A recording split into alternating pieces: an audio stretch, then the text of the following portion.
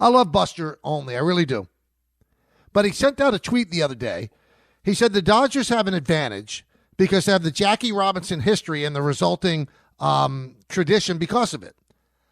What I would say to my buddy Buster, not one person that signed with the Dodgers, not one, went there because Jackie Robinson broke the color line in 1947.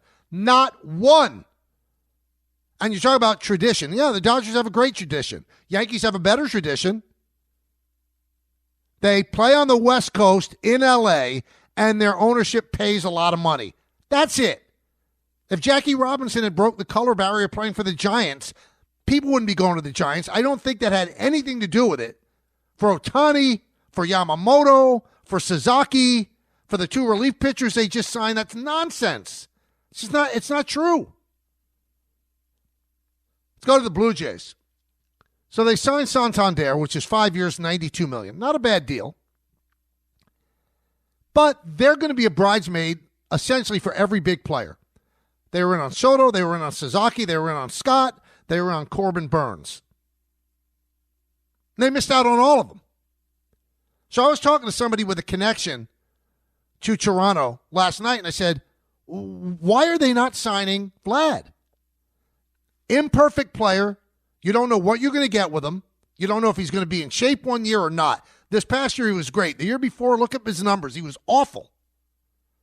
And this guy told me, well, there's a difference of $50 to $60 million that they don't want to bridge. And I said, well, they're never going to get him then. You got a guy who wants to play for the Blue Jays, wants to.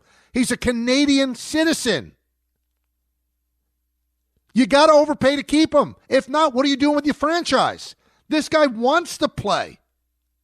He wants to play for the Blue Jays. And he wants to get overpaid because of what Soto got. And because he's young, he's going to get it. Once he becomes a free agent, the Mets are going to sign him and give him whatever he wants. So the only way that you stop that is to sign him now while he's still under your control. And you have until the beginning of spring training on February 11th. That's the deadline he set. Rogers Communications prints money. They are the cable provider for all of the country. And they're going to let $50 or $60 million over a 10-year period stand between signing Vlad Guerrero or not. It doesn't make sense. Makes no sense. The Knicks, big win yesterday against the Hawks after the tough loss against the Timberwolves. And I give Tibbs credit. He played his bench early in the first quarter because he knows he has a back-to-back tonight with the Nets in Brooklyn. And Mikal Bridges completely shut down Trae Young in the third and fourth quarter. That's how you beat him. Condolences go out to Jeff Torborg's family. I knew Jeff from his days as a coach with the Yankees. Just a class guy. Just a wonderful, wonderful man with a great family as well.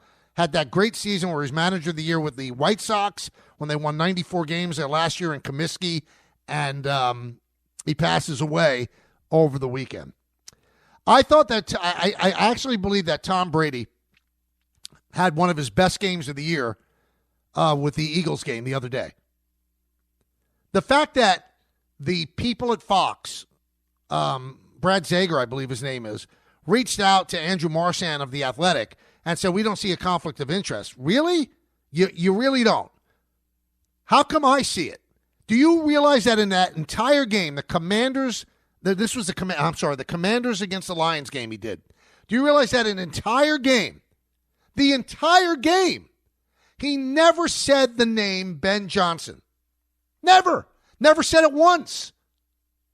He said the name Aaron Glenn, never said Ben Johnson. Why? Because he wanted to hire Ben Johnson with the Raiders. That's not a conflict of interest. And the fact that Mike Tannenbaum continues to run all the interviews for the Jets with his 33rd team and is on the air at ESPN is another glaring conflict of interest. It just is. How do you not see that? How do you defend that? Don't get it. Don't get it. Rangers play again tonight. They've gotten a point in every single game over their last 7. So they play the Senators at the Garden. You'll hear it right here on 880. St. John's, ranked 20th in the country. Rick Pitino has done the job for them. Hall of Fame voting becomes official tonight. Will Ichiro be the second unanimous player? The first, obviously, is Mariano Rivera. I think he's probably going to be. I mean, how do you vote against him? But, who's the complete gutless puke that didn't vote for Derek Jeter and has not revealed his or her name? If you're going to make a stand like that and not vote for Derek Jeter, at least say who you are and defend that you didn't vote for Derek Jeter. So Jeter fell one vote short. Ichiro should be a unanimous selection, and CeCe's probably going to get in as well. One quick thing I found out about Ichiro. We always knew that Wade Boggs ate chicken every single day. Ichiro did as well. He ate the same flavored chicken wings every day at 5:05 p.m. every single day. One quick thing about Sabathia, who's probably going to get in.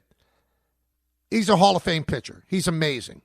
What he did for the Yankees in 2009, the type of teammate that he is, just amazing. But he showed me what he's all about. Not that he had to.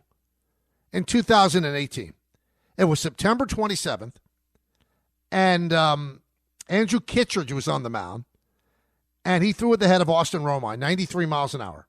That was in the fifth inning. Now it's the sixth inning at Tropicana Field, and Sabathia is 2 innings away from clicking into a $500,000 bonus for innings pitched. So he has to pitch the sixth and the seventh, and he had a low pitch count.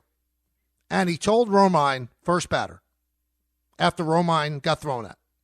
And Romine tried to talk him out of it. The whole team knew about the $500,000 bonus. You know what Sabathia did? Jesus Sucre was the first batter up. He drilled him. Got thrown out of the game. Cost himself $500,000 because that was the right thing to do as a teammate. That's why everybody who ever played with Sabathia absolutely adores him. And the nice finish to that story, the Yankees realizing what he did and how it would have looked not to do it, they actually gave him the $500,000 bonus anyway. So a good job by them, a great job by CeCe, and he is going to ride into the Hall of Fame on his first ballot. Good stuff. Let's go to Andrew in the car. Andrew. Hi, Mike. How are you? Good. How are you? Good. I completely agree with you, by the way, about social media. My 10 and 7-year-old are definitely not allowed. It's you know what? It's the worst part about being a parent, social media. It's so tough to keep them off. But I wanted to I agreed and thank you for bringing up what you said earlier about 20 years ago with the Yankee fans. Being a Met fan, living through that time, where they were signing everybody, it was great to see for them, tough for us. But they can't complain right now. You know what I mean? It's just the way it goes. It's cyclical sometimes. You know what I mean? And I'll defend you always when people call you Yankee boy, because you call them out on that. You weren't afraid to speak up on it. So that's, much appreciated. What angers me about this whole situation is that, nobody said anything or is quiet when the Yankees did it, when the Dodgers are doing it. But when Cohen did it a couple of years ago, the next thing you know, there was the tax. Do you know what I mean? Yeah. Were they that afraid of him with his wealth that, he was going to ruin baseball? Do you know what I mean? Well, I think that they were, and that's why it's called the Cohen tax. But he did flaunt it when he's trying to build up the team in a hurry. Now, I think he's like $60 million under that tax. I'm just saying about Yankee fans, you could be disappointed, you could be frustrated that the Dodgers are doing what they're doing, but you can't be angry and stand on your soapbox. Something has to change. You didn't say that 20 years ago when you were in that position, when you were able to get all the players. You just can't. It's not fair to do that. You cannot do that when you were once them. Let's go to Casey in Montana. Hey, Michael, thanks for taking me on the show. You got it. To talk a little baseball. So I'm 26 years old, so, I know how great the Yankees were, back in those days, and I have to imagine the way we feel about Dodgers now is how a lot of people felt about the Yankees at the time. But do you think there's been, on paper, a better team assembled to break the single-season win record than the 2025 Dodgers are lining up for right now? Well, that's a good question because they have such good pitching and their bullpen as well. So the single-season record is 116. And they also, I don't think there's been a team assembled since the Yankees that has a chance to win 2 in a row. No team has won 2 in a row since the Yankees in 99 and 2000. So the Dodgers won last year, and they have a chance. But again, they've got to get through some tough teams in short series. That's why what the Yankees did in 96, 98, 99, 2000, it's really tough to do it again. There's so many layers of playoffs. There's so many good teams in the National League. So the Dodgers, they'll probably get a bye. And then when they do, they'll have to face the Phillies, the Mets, the Braves, the Padres, the Diamondbacks, who have great pitching. There's a lot of obstacles to get to the World Series again. So super teams in baseball are nice, and I don't have a problem with it because I think it's great to have the ability to root to knock somebody off the mountain. I don't have a problem with it. I think that that's why I don't have a problem with the Kansas City Chiefs. I'd love to see them in the Super Bowl. Make it even more compelling. So let them build up a super team. But in baseball, super teams don't always win. The best team doesn't always win. You can't tell me that when the Diamondbacks went to the World Series and they lost to the Rangers, that they were the best team in the National League. They weren't. They got hot at the right time. They won short series. And the Dodgers, just remember, everybody, going for 2 in a row, they practically did not get to the World Series last year. They were down 2 games to 1 in a best of 5 against San Diego. And somehow they pulled it out. But they were that close to being eliminated. And the Mets gave them a run as well. So don't just hand it over to the Dodgers because of all they're doing. They're doing great things. They're building a great, great team. But there's no guarantee. It's not like Jordan and Pippen and Rodman. It's not. You can't out-physical somebody in baseball. Everything has to click. The pitchers have to be right on that day. So do not despair, everybody. This is not the end of baseball's competitive nature. It's just not.